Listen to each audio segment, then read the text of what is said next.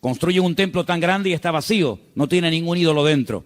Es que Dios no es un muñeco que se pueda hacer de oro, de plata o de piedra, ¿verdad? Y cuando salían del templo, los discípulos le muestran al Señor las maravillas de ese templo, lo grande que era, lo enorme que era, lo hermoso que era. Y el Señor les da un golpe bajo. El Señor le dice, observarlo bien, mírenlo bien, porque en menos de una generación no quedará piedra sobre piedra de este templo.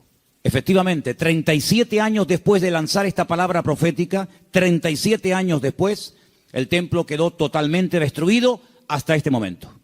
Desde el año 70 después de Cristo hasta este momento, no hay templo en Jerusalén. Se cumplió literalmente la palabra. Pero la palabra golpeó tanto el corazón de estos discípulos que ellos salieron del templo, bajaron todo el torrente de Cedrón, lo subieron, se van al Monte de los Olivos, y allí dice uno de los evangelios que solamente 4 de los 12 se acercan al Señor y le preguntan aparte, ¿cuándo? ¿Cómo? ¿Cómo va a ocurrir todo esto? ¿Cómo que nuestro templo va a ser destruido? ¿Qué señal habrá? ¿A qué tenemos que observar? ¿Qué tenemos que fijarnos para saber que el tiempo se acerca? Entonces el Señor les da una enseñanza tremenda. Qué importante es preguntar, hermano, de verdad, ¿eh? Si no hubieran preguntado los discípulos al Señor, ¿qué señal habrá de tu venida y del fin del siglo? Nos hubiéramos perdido toda la enseñanza de Mateo 24. Por eso repito, qué importante es preguntar, pero cuidado, no preguntar a cualquiera, no preguntar a cualquier parte, sino preguntar a la persona que te puede dar la respuesta correcta, porque una de las señales que el Señor dice en este capítulo, y es algo que yo quiero en esta tarde hablar, es que tenemos que estar preparados porque una de las muchas señales de los últimos tiempos va a ser la proliferación de falsas doctrinas. Dice la Biblia, lo leíamos el jueves, que algunos llegarán hasta escuchar. Dice el Espíritu claramente que en los postreros días algunos apostatarán de la fe y escucharán a espíritus engañadores y ahí da una enseñanza tremenda. Entonces una de las señales de los últimos tiempos es que se enseñarán cosas extrañas. Por eso yo vengo ya semanas hablando y quiero volver otra vez a repetir, no porque no tenga otras cosas que decir, sino porque considero que hay que repetir las cosas que se enseñan y más cuando son de vital importancia. Y es que tenemos que orar y tenemos que estudiar la palabra para que tengamos una fe sana. Una fe sana, término que por cierto aparece en Tito capítulo 2, donde el apóstol Pablo dice, oye, tenemos que tener una sana doctrina, pero también tenemos que tener una fe sana. Cuidado, que hay gente que tiene una fe muy rara, ¿eh?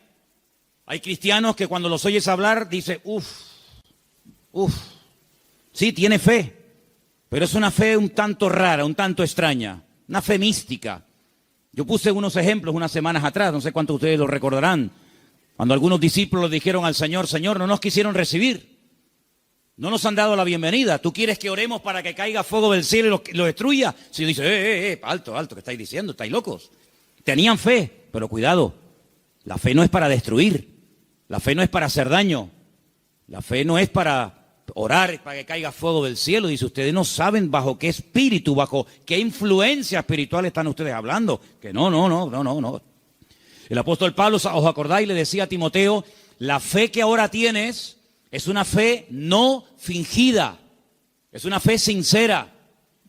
Explicaba este término en Italia, sincera, ¿no? O sea que cuando traían los bloques de mármol, los mármol de Carrara, y comenzaban a construir los templos, las catedrales y los edificios, algunos de esos bloques de mármol venían con imperfecciones, venían con agujeritos, y claro, se veía feo. Cuando es un bloque no, pero cuando son tantos, entonces los rellenaban con cera, y parecía como que no había ningún defecto, pero cuando daba el sol con fuerza contra aquellos bloques, se derretía la cera y se veía horrible.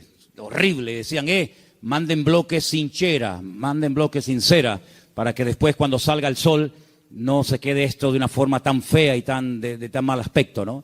Entonces el apóstol Pablo decía a Timoteo, la fe que tienes no es una fe fingida, no es una fe de máscara, como dice otras versiones, es una fe que primeramente habitó en tu abuela Loida, y después la tuvo tu madre, Eunice, y ahora la tienes tú. Entonces tenemos que preguntarnos de vez en cuando, ¿en qué estamos basando nuestra fe? ¿En emociones? ¿En sentimientos?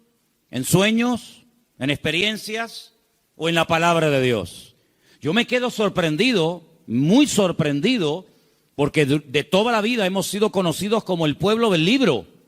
El pueblo del libro. Yo me acuerdo que un sacerdote en el huerto de Getsemaní, que es un sacerdote sevillano, cuando me vio con la Biblia bajo el brazo me dice, tú eres de los evangélicos, ¿no? Porque ustedes siempre están con la Biblia en la mano. A mí me echó un piropo tremendo. Si pensaba que me iba a ofender, es todo lo contrario. Efectivamente, hemos sido conocidos y hay de nosotros que nos dejen de conocer por dejar de utilizar el libro, las Sagradas Escrituras, ¿verdad?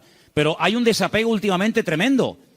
Claro, se ha metido la gente en el mundo del internet y se ha metido en los cultos a distancia y se ha metido por aquí y por allá, que han entrado en las iglesias cosas pero muy, muy raras, muy extrañas. El jueves les conté algunas cosas que he visto ahora. He visto allí en Milán, donde he estado ahora mismo. Creyentes que están asustados, creyentes que si la maldición, que si, pero vamos a ver, hermanos, pero dice la Biblia que somos más que vencedores, que mayor es el que está en nosotros que el que viene contra nosotros. Creyentes que solamente desde que yo conocí ahora un matrimonio de hermanos de Ecuador que llevaban más de 10 años en esa congregación y dice, hermano, nos ha impactado mucho cómo usted la palabra. Y le digo, bueno, es que yo predico de la palabra. Y dice, es que yo hace años que no escucho un mensaje de la palabra. Digo, bueno, ¿y usted qué escucha entonces? Pues dinero, pide, y dame. Digo, pero eso no es evangelio. Eso no es el evangelio. Yo no sé de dónde se han sacado esas enseñanzas. Hay predicadores que solamente tienen un tema monográfico, solamente saben pedir y no hablan de Cristo, no hablan del amor, no hablan del infierno, no hablan de la ira de Dios, no hablan del cielo, no hablan de la salvación. No, solamente tienen una obsesión y claro, prosperan, pero ellos, los demás no, solamente prosperan ellos. Y se autofinancian con su don y se pegan la gran vida asustando y manipulando y tergiversando la Escritura. Y esto hay que denunciarlo. Ya está bien de hacer el tonto, ya está bien de decir, bueno, es que son siervos de Dios. No son siervos de Dios. Ellos se llaman siervos de Dios, pero la mayoría de ellos utilizan el púlpito para pegarse la gran vida y lo último que hacen es predicar la palabra, cosa que deberían de haber hecho siempre toda su vida. Y una de las cosas que tenemos que tener bien claro en los últimos tiempos es que van a proliferar falsas enseñanzas y falsas doctrinas. Y los sobreénfasis, qué peligrosos son los sobreénfasis, hermano. Déjeme que me explique. Tenemos que predicar todo el consejo de Dios. ¿Cuántos dicen amén? Toda la palabra de Dios. No podemos estar todos los días comiendo espagueti por la mañana, espagueti por la noche, Pero hermano, está bien, a mí me gusta la pasta, pero 365 días comiendo lo mismo. Pues cuánta gente, hermanos, solamente saben un tema y lo sacan de ese tema y no saben nada. Que si el dinero, que si las profecías. ¿Sabe cuánta gente, hermano, van a las congregaciones para que alguien ore por usted y le den una palabra y le den una profecía? Mire, me leí hace unos días la biografía de la señora White. Madre mía, pero es un disparate. Una señora que dice que llegó a tener 2000 visiones y sueños proféticos. 2000. Y cuando murió, dejó más de 70 libros. Los disparates que esa señora enseñó. Claro, le dan un sobreénfasis ¿a qué? Al día de reposo. Sí, pero es que espérate un momento, es que la Biblia no solamente el día de reposo. Hay otras muchas cosas. Si te crees que porque guardas esto y no cumples con todo lo demás, te vas a salvar, te equivocas, amigo. Es como las iglesias que están todo el día hablan lengua, y venga a hablar en lengua, y venga profecía, y venga a hablar en lengua. Pero hijo, vamos a ver. El apóstol Pablo decía, y si alguien entra en una iglesia y ve a todo el mundo hablando en lengua, ¿qué van a decir? A ver, dígalo usted. ¿Usted qué diría? ¿Que están locos? Pero ¿cuántas iglesias son así? ¿Cuántas iglesias son así que parecen locos? Yo fui hace muchos años a una congregación en Las Palmas y bueno, yo estaba predicando y en medio de la predicación se levantaba la gente, se caían ahí al suelo y empezaban a gritar y a revolcarse y yo decía, ¿qué le pasa a esta gente? Entonces yo miré al pastor que estaba allí y le digo, ¿qué le pasa? Dice, no, es el poder de Dios. Digo, ¿cómo es el poder de Dios? Pues si está haciendo el perro. Estaba haciendo el perro. Y el otro en la esquina poniendo un huevo. Digo, ¿pero qué poder de Dios? La Biblia dice en Romanos 12 que el Señor es nuestro culto racional. Por favor, que parece, damos una imagen, nosotros no, gracias a Dios, pero ¿cuántas iglesias dan una imagen al mundo de que son locos? Y ya está bien, hermano, de callarnos, y ya está bien de decir, bueno, son así. No, son barbaridades que avergüenzan al Evangelio. Y tenemos que denunciarlo, porque el que sabe hacer lo bueno y no lo hace es copartícipe con eso. No les contaba el jueves que acabo de conocer ahora a un pastor en Milán que se tira en la plataforma cuando llega el momento de la ofrenda y le dice a la gente que lo tienen que tapar con dinero. Yo, ¿cómo? Sí. Él dice, no, mira, aquí todavía se me ve algo de tela, tienen que tapármelo. Increíble. Un pastor que la congregación un día le regaló un coche, cogieron una ofrenda en la congregación, le regalan un coche al pastor y a los 2 días se sube al púlpito y dice, hermano, Dios me ha dicho, mentira, Dios no dijo nada, eso es falso. Pero él dice, Dios me ha dicho que este no era el coche que ustedes tenían que regalarme, era uno más grande y superior. Y la gente tan tonta va, lo cambian y le compra uno más grande. Y yo le decía, pero ¿ustedes qué hacen allá adentro? ¿Por qué no se le va a hablar, salgan corriendo? Eso no es iglesia, eso no es nada, eso es un circo. Eso es una vergüenza para el evangelio. Es que tenemos miedo, porque nos ha dicho que si nos vamos se nos va el espíritu y se nos va la bendición. Digo, hágame el favor. Oye, que a mí nunca me ha tocado la breva de caer en una iglesia de estas, ¿eh? A mí nunca me ha tocado una breva de estas. Siempre, de verdad, a mí me toca una iglesia de estas y es que me voy al Antiguo Testamento con la espada y el arco. Increíble, hermanos. Entonces tenemos que retornar a la palabra de Dios es nuestra base. No podemos entrar en locuras y en disparates. Todo lo que usted pueda pensar, soñar, sentir o lo que sea, si no va de acuerdo 100% con la palabra, no es de Dios. La palabra de Dios es la base, es el fundamento de nuestra fe. Y no necesitamos nada más que la palabra y nuestra experiencia, nuestra relación con el Señor. Yo creo que algunas personas no han terminado de descubrir lo que significa enamorarse del Señor y enamorarse de la palabra. Por eso buscan fuera, porque cuando un hombre está enamorado de su mujer no tiene que buscar otra. Y cuando una mujer está enamorada de su marido, no se le van los ojos detrás de otro. Cuando usted está enamorado de Cristo, no le tienta nada ni nadie, porque usted sabe en quién ha creído. Y a mí me da la impresión de que hay mucha gente hoy en día en las iglesias que son religiosos, pero no han nacido de nuevo, porque la persona que nace de nuevo no hace estas barbaridades, porque ofende al Señor. O no conocemos la historia de este joven llamado José, un hombre que nunca fue a un culto. José nunca fue a ningún culto. José nunca leyó la Biblia. Pero José un día tuvo un momento en el que fue tentado y él dijo, yo no puedo hacer esto porque pecaré contra mi Dios. Y uno dice, pero ¿cómo sabía este hombre que eso era pecado? Porque él tenía comunión con el Señor. Y cuando una persona tiene comunión con el Señor y conoce al Señor, sabe lo que le agrada y lo que no le agrada al Señor, aunque no lo hayas leído. Porque el Espíritu Santo que mora en ti te da testimonio de que eso es o no es la voluntad del Señor. ¿Cuántos dicen amén? Entonces hay que retornar a la Biblia, hermanos. Claro, hay gente que se atiborra de libros y venga libros. Hermano, este es el libro que Dios nos ha dado. Escudriñar las Escrituras, dice la Biblia, porque ellas son las que dan testimonio de mí. Y mire, hermano, yo antes de irme para Italia les comentaba de aquellos 10 leprosos, ¿acordáis? Aquellos 10 hombres que bajaron de las montañas porque tenían fe, pero momento. Yo les dije a ustedes y espero que no hayan olvidado esa enseñanza, porque para mí es de vital importancia. Ellos tenían fe, por eso bajaron de la montaña. Ellos tenían fe, por eso clamaron al Señor. Pero el Señor no los sanó así instantáneamente, sino que el Señor les dijo, id y mostraos a los sacerdotes. Ellos no sintieron nada. Ellos no vieron nada. Ellos seguían estando leprosos. Pero ellos en obediencia se ponen a caminar y mientras caminan, automáticamente se produjo el milagro. Por eso, ¿se acuerdan cuando yo les dije que fe más obediencia es igual a la bendición de Dios? Por eso hay gente que tiene fe, pero no crecen, no maduran, porque es una fe a veces extraña, envenenada, contaminada, porque han estado en tantos sitios que, permítame la expresión, tienen un potaje en la cabeza.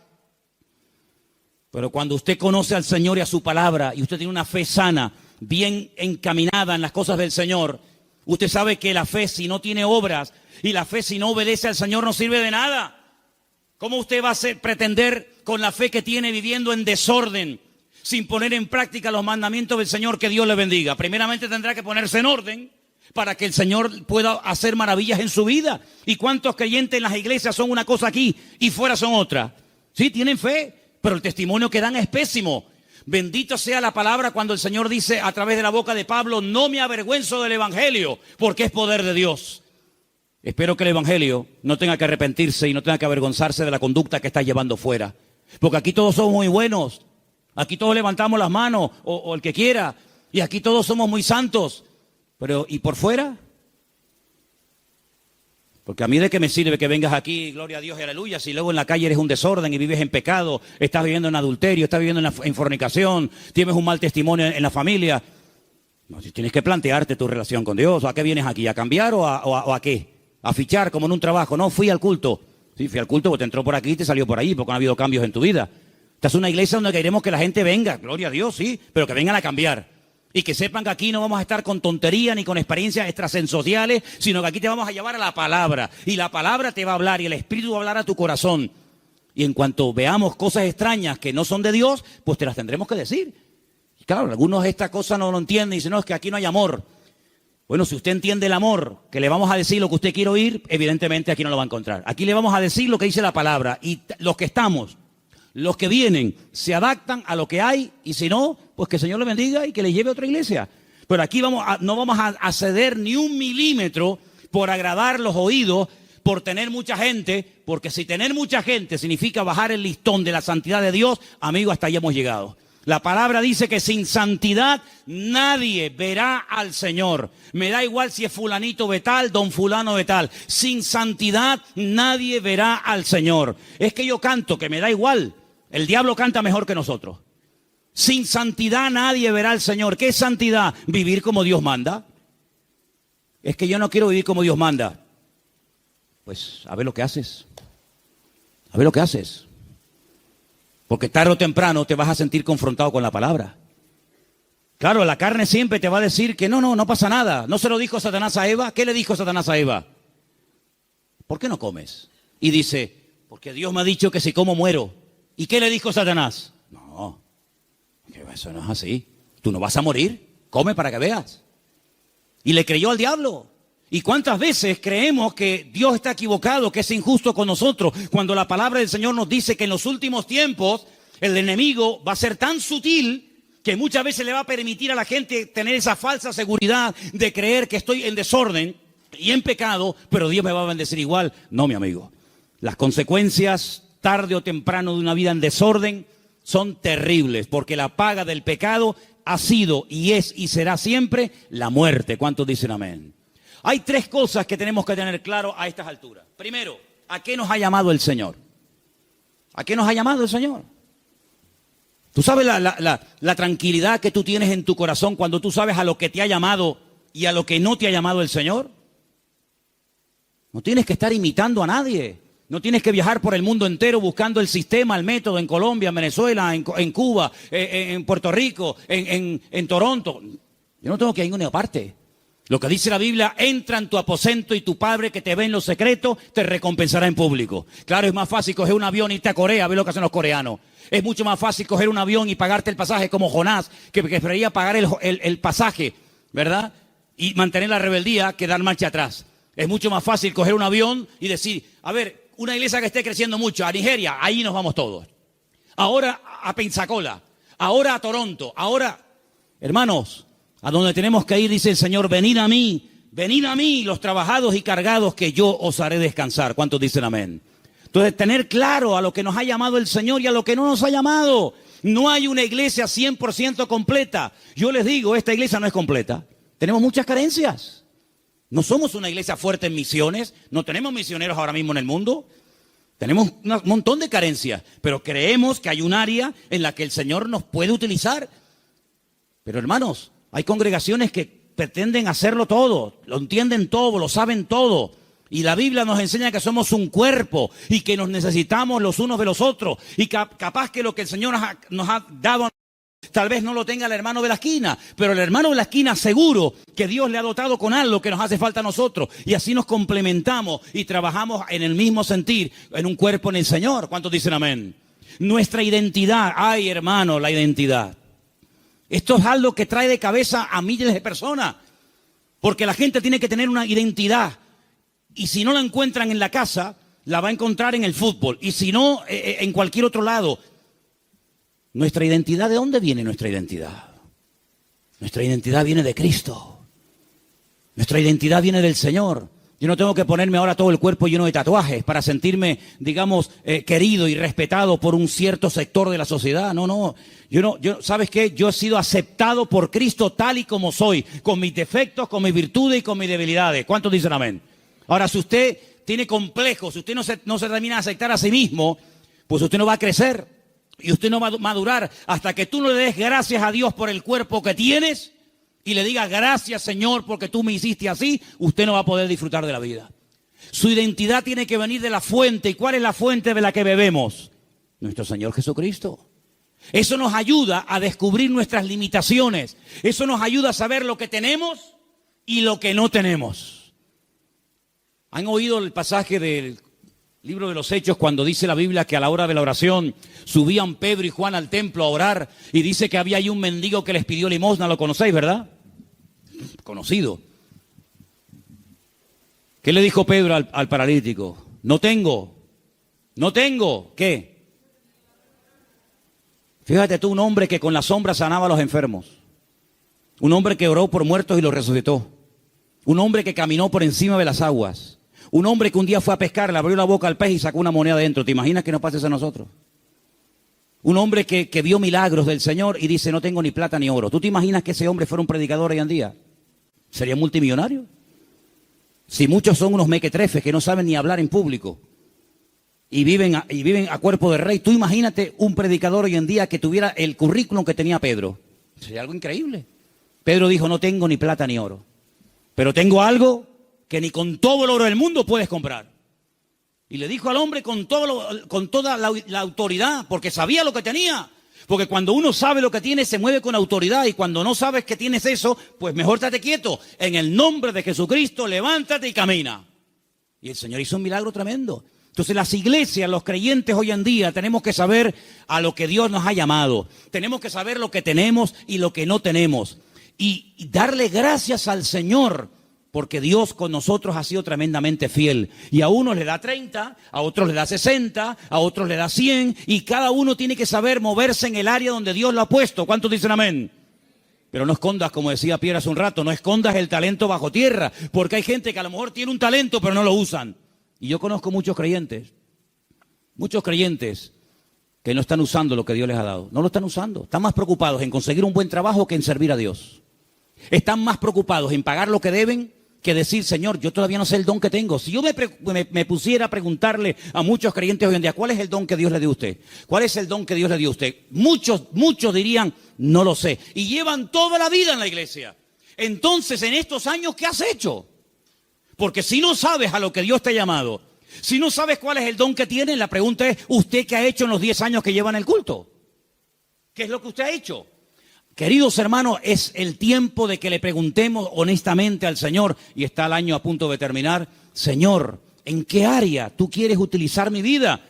Porque el Señor tiene grandes sorpresas para todos y para cada uno de nosotros. ¿Cuántos dicen amén? Ahora, hermano, escúcheme una cosa. Dios quiere que crezcamos en todas las áreas.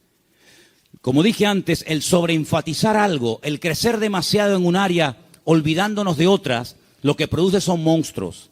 Hay gente que le da un énfasis tremendo a la oración. Y claro, la oración es muy importante, hay que orar, claro que sí. Pero no tienen ni papa, no tienen ni idea de la Biblia. Por otra parte, hay gente que está todo el día con la Biblia, leyendo, memorizando y estudiando, pero nunca oran. Luego, tenemos que crecer con un equilibrio, de tal manera que no seamos como un monstruo que crece mucho en un área, pero nada en otro área. Y tenemos que dedicarle tiempo al Señor a decir, Señor, yo quiero crecer espíritu, alma y cuerpo, como dice la palabra. ¿Cuál fue el último libro que leíste? Sin contar la Biblia. ¿Cuál fue el último libro que leíste? Hay cristianos que no leen nada. Hay cristianos que no leen nunca nada. ¿Y cómo van ustedes a contactar? ¿Y cómo van ustedes a evangelizar? ¿Y cómo van ustedes a dialogar con personas del mundo que no leen la Biblia, sino que leen y están preocupados con otras cosas? Si tú no estás puesto en lo que el mundo habla y comenta, ¿cómo vamos a alcanzarlos si no saben ni por dónde empieza una conversación, ni por dónde termina? Hay gente que no trabaja, ni estudia, ni hacen nada. Y son las víctimas y son las personas más propensas a caer en desánimo, en depresión y en pecado. Una vez leí un refrán, no es bíblico, pero decía algo así como, Satanás busca a una persona desocupada para darle una ocupación. Grandes hombres de Dios a lo largo de la historia no cayeron en el campo de batalla mientras servían al Señor. Grandes personajes de la historia no cayeron cuando estaban activos sirviendo al Señor, sino en tiempos de ociosidad, cuando se aburrían, cuando no tenían otra cosa que hacer, porque para pecar hace falta tener tiempo. Por lo tanto, no desperdicien el tiempo, hermano, pídanle al Señor: Señor, ayúdame a utilizar el tiempo. Si tienes tiempo libre, ponte a orar, congrégate, busca un libro, un buen libro para estudiar, para servir al Señor, para prepararte, pero no estés todo el santo día sin hacer nada, porque eso tarde o temprano se va a volver en tu contra y te va a crear grandes problemas. Quiero también comentar algo que para mí es de vital importancia. Hay gente que por la timidez, por el temor, por el miedo al qué dirán, no terminan nunca de dar el paso. Y déjame que te diga que hay una mujer en la Biblia que tenía un tesoro increíble. Lo quería consagrar, lo quería entregar al Señor, pero no fue de utilidad su tesoro, no fue de bendición lo que ella tenía, hasta que rompió el vaso de alabastro y ungió con ese perfume al Señor, y dice que toda la casa se llenó del olor del perfume. ¿Cuánto tiempo hace que no caes quebrantado en la presencia del Señor? Hay gente que tiene los ojos muy secos, hace tiempo que no lloran, que no se quebrantan en la presencia del Señor. Viven secos como palos, como aquel valle de huesos secos, que dice que eran muchos, pero estaban secos. Estaban secos, no había vida, no había espíritu en ellos. Y le dice el Señor a través del profeta Ezequiel: profetízale a los huesos, háblales a los huesos. Dice que cuando entró el Espíritu de Dios en ellos, se convirtieron en un gran ejército. No seas un hueso seco en un culto, no seas un hueso seco, escucha que te escucha, pero nunca compartes la bendición, nunca abres tu corazón a otras personas que están igual o peor que tú en un momento determinado. Pídele al Señor antes de que finalice el año, que está ya, como quien dice, a la vuelta de la esquina, poder ganar almas a los pies de Cristo. ¿Cuál fue la última persona que ganaste para Cristo? Yo estoy seguro, no lo voy a preguntar, porque no quiero que te sientas mal.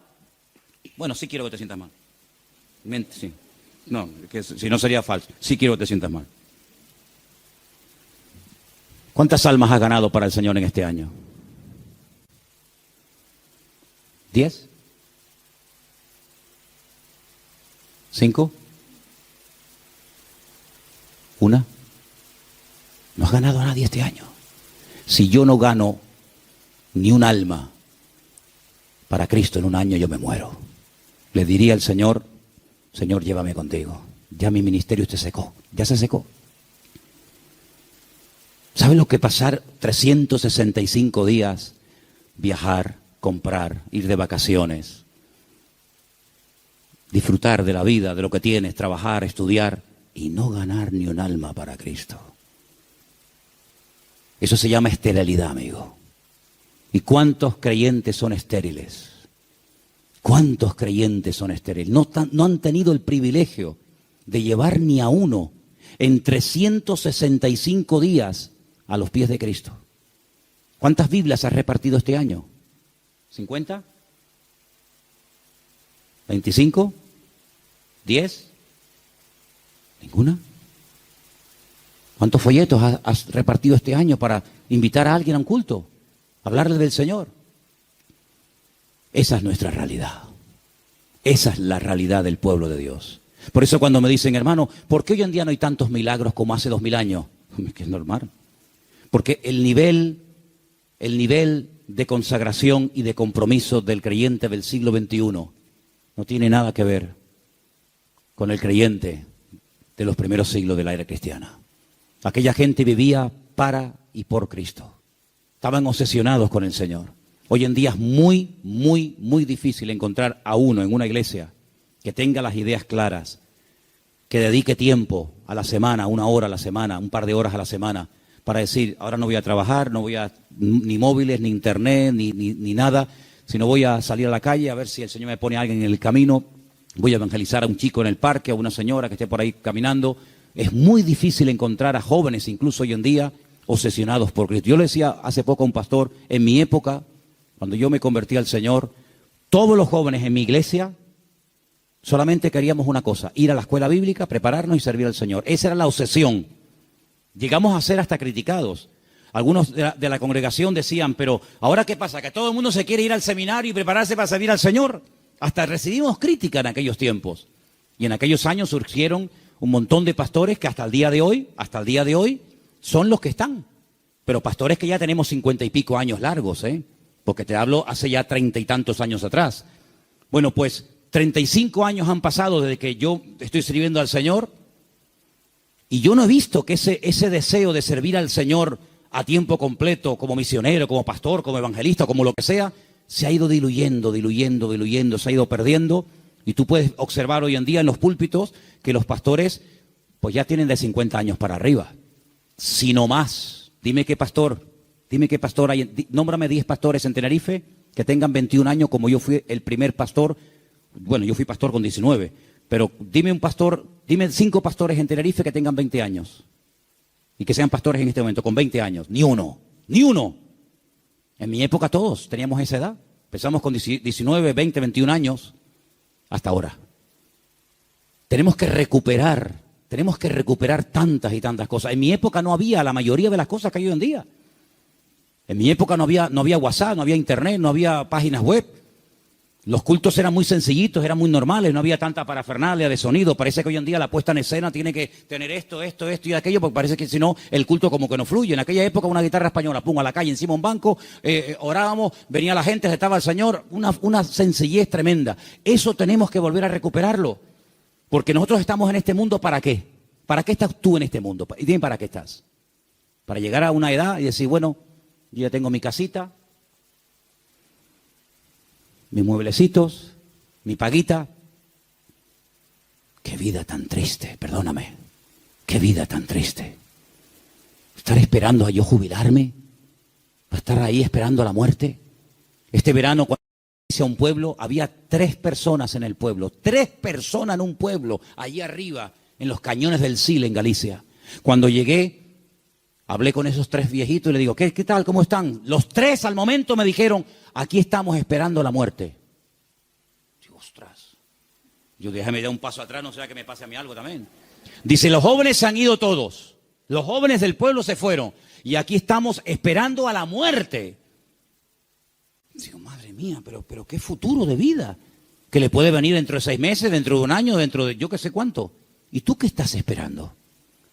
Si tú pudieras hoy tocar un botón y apretando ese botón consiguieras lo que tú tanto quieres tener en la vida, ¿qué sería lo que tú más anhelas tener?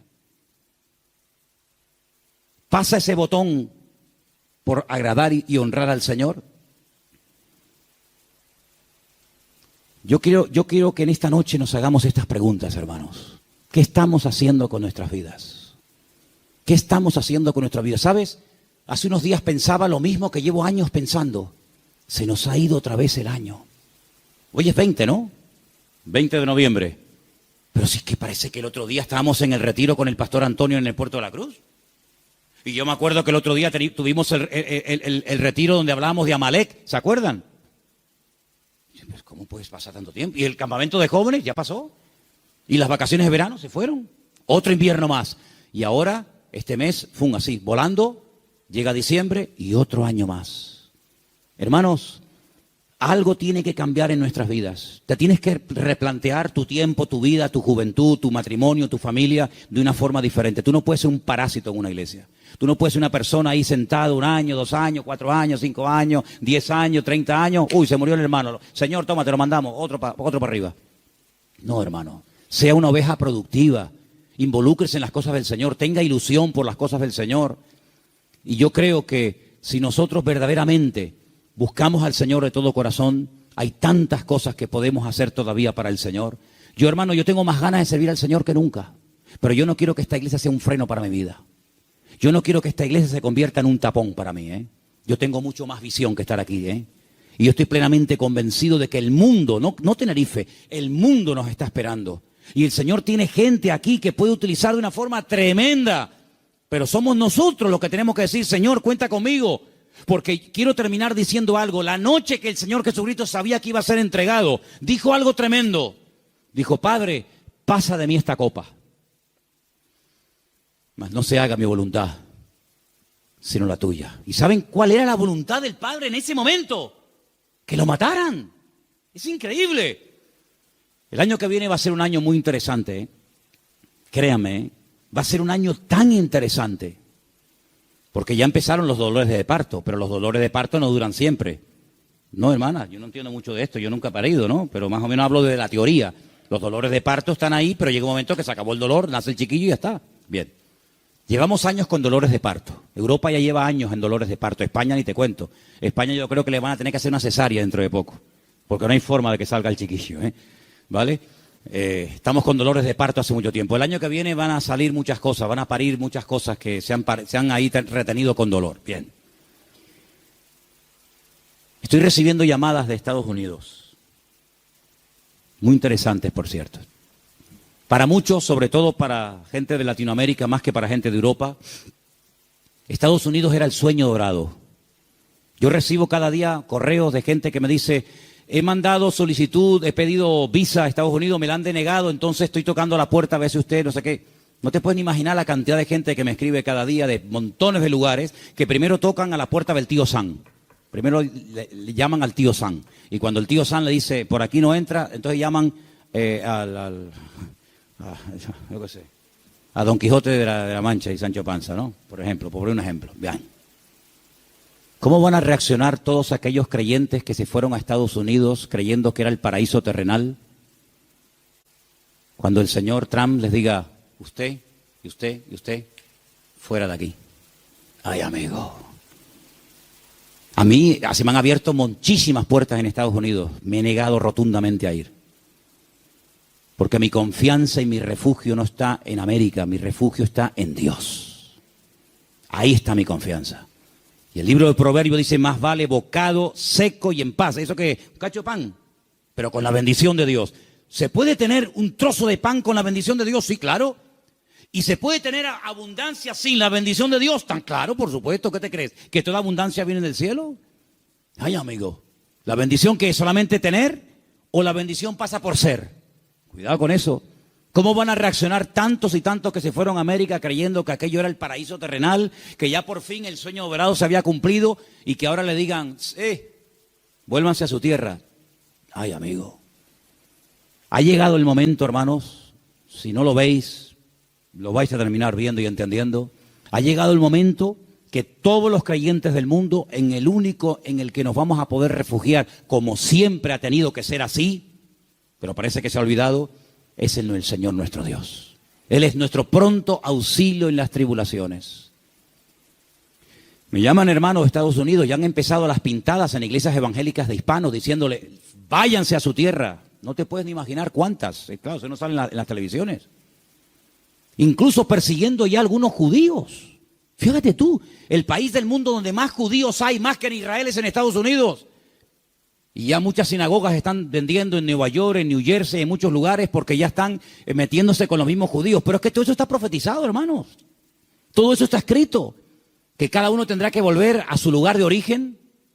Y allí el Señor va a entrar en juicio con cada uno de nosotros. Así que el único escondedero, el único refugio va a estar en nuestro Dios. Nuestro refugio es el Señor Dios Todopoderoso. No es un país, no es una nación. Mire, si usted consigue aquí el mejor trabajo del mundo y gana miles de euros, pero usted no tiene la bendición de Dios sobre su vida, lo que usted tiene se va a volver en su contra. Porque he conocido a muchas personas que lo que buscan es una salida económica, un bienestar material, pero usted lo que tiene que buscar es la voluntad de Dios. Porque teniendo la voluntad del Señor, estemos donde estemos, el Señor está a nuestro lado. Ahora, si usted cree que el Dios de Estados Unidos es más grande que el de Garcilaso de la Vega, coja el pasaje y váyase mañana sin falta. Pero el Dios de allá es el Dios de acá y es el Dios en todas partes. Y Él es galardonador de los que le buscan. Nuestra confianza no está en los países, no está en los gobiernos. Nuestra confianza está única y exclusivamente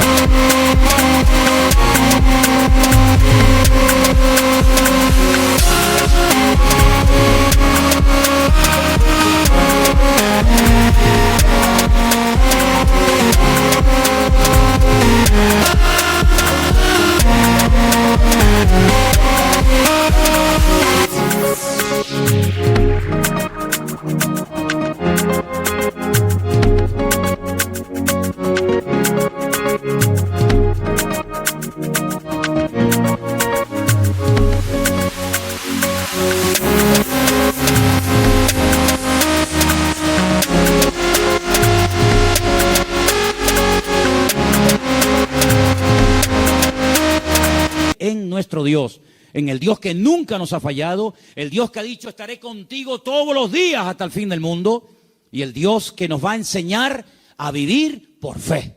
Nos va a enseñar a vivir por fe. Ya nos está enseñando hace años el Señor, por lo menos a nosotros, a vivir y depender solamente por fe del Señor.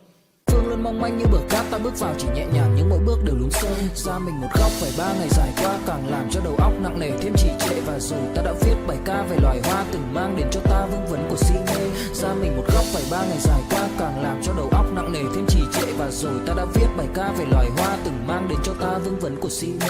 Đã đi trễ còn là người đến sau nên nỗi cô đơn chấp nhận một mình mang. Để rồi lần nữa quặn thắt nỗi đớn đau phải chịu thương tích vì không giỏi tính toán. Em luôn tỏa sáng nóng bỏng như mặt trời đủ sưởi ấm cõi lòng này suốt cả trăm năm. Ta là hướng dương ngắm em cả một đời, còn nỗi buồn của ta em đem ra gặm nhấm. Trao gửi muôn màng muôn vàn lá thư tình, màn đêm buông xuống thổn thức ánh trăng xa. Chót mây lời hoa thanh thoát giống như kình nên đường vào tim em ôi băng giá. Do anh đã quá mắc định trong tình yêu và ngây ngô khi nghĩ lòng em cũng tương tự. Còn bao nhiêu khát khao cùng bao điều chưa nói vì không đặt nặng nên suốt đời tương tư. Ra mình một góc phải 3 ngày dài qua càng làm. Porque yo creo que esa es la vida que el Señor tiene diseñada para todos y para cada uno de nosotros. Ahora, si usted quiere ser un señorito en el reino de Dios, amigo, si tú quieres ser un señorito, y no remangarte nunca las manos y poner tu mano en el arado y servir al Señor, hermanos, las lecciones se aprenden por las buenas o se aprenden por la humillación.